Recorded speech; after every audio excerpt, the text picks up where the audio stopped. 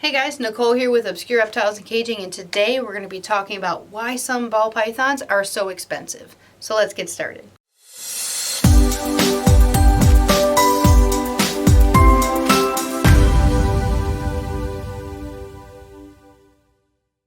Hey guys, so today we're going to be showing you a bunch of examples of expensive ball pythons versus not expensive ball pythons, and they're going to be incredibly similar animals. So people all the time message because they want a certain ball python and it's a very expensive ball python, and they get pretty frustrated, and I always recommend, a cheaper animal that we have. But some people get very upset and don't really understand what makes a certain animal so much more expensive. You can get a normal ball python sometimes at a reptile show for $30, $40, $50 for a baby, but then there are some animals that are, $20,000, $30,000. But there's a few really important factors that make these animals so different.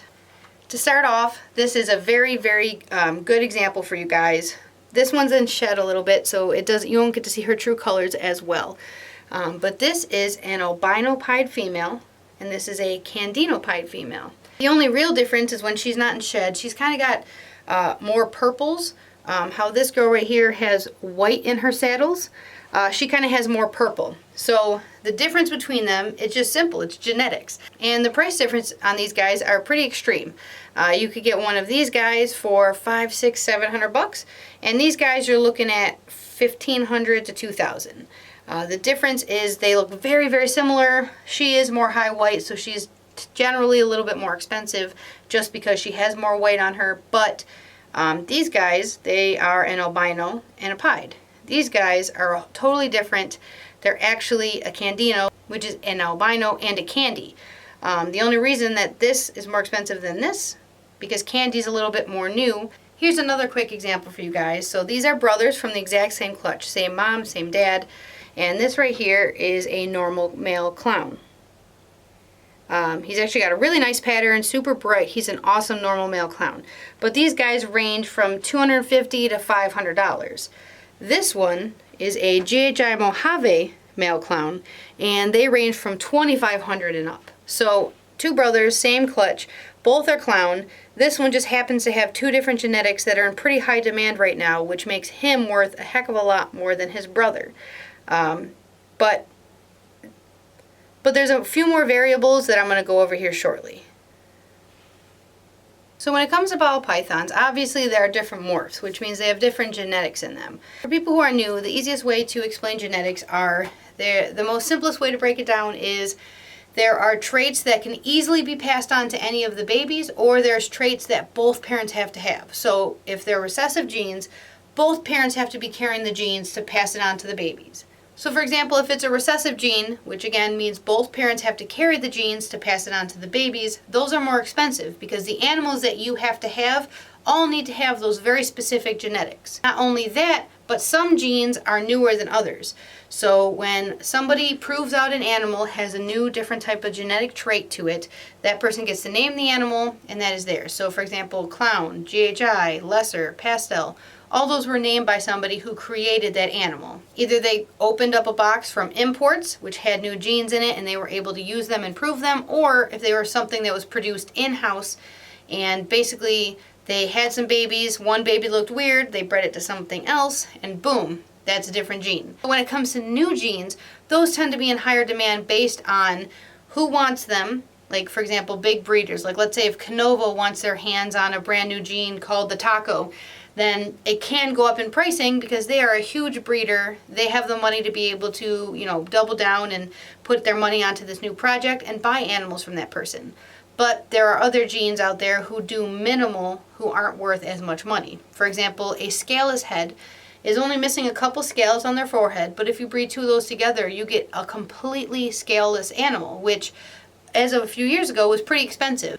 Now you can get a scaleless head or a scaleless for a lot cheaper. It really depends on how many animals there are like it on the market. If the market's flooded with scaleless, people are going to start dropping their pricing. But if there's not that many out there and they're a high demand animal, that price can really skyrocket. So for example, Gil, the GHI Mojave clown you just saw, there's not that many out there. Like if you were to search on Morph Market, there's maybe 10 to 15 that you can choose from. But if you type in albino pied, there's a few hundred for you to choose from. That also greatly affects their pricing. Another thing that greatly affects it is how many genes are in that animal.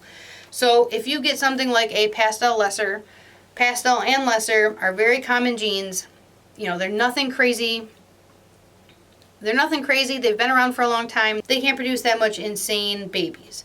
But if you went and got a male that was pastel, lesser, GHI, calico, orange dream, pied, that's a 7-gene animal, and its babies would be 7-gene animals. And that's with putting with a normal. You put a 7-gene animal with a normal, you can get still all those 7 genes mixed in all those babies. You put a 7-gene animal to a 2-gene animal, the possibilities are pretty much endless for what you can produce between those animals. Generally, females are worth a lot more than males, but if you have a male that's like 5, 6, 7 genes and a female that's 1 or 2, that male is going to be more expensive.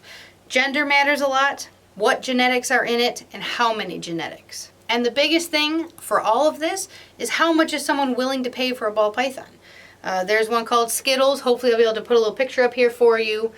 Skittles is a crazy female. She's a chimera, albino, pewter, pied, whole bunch of different genes.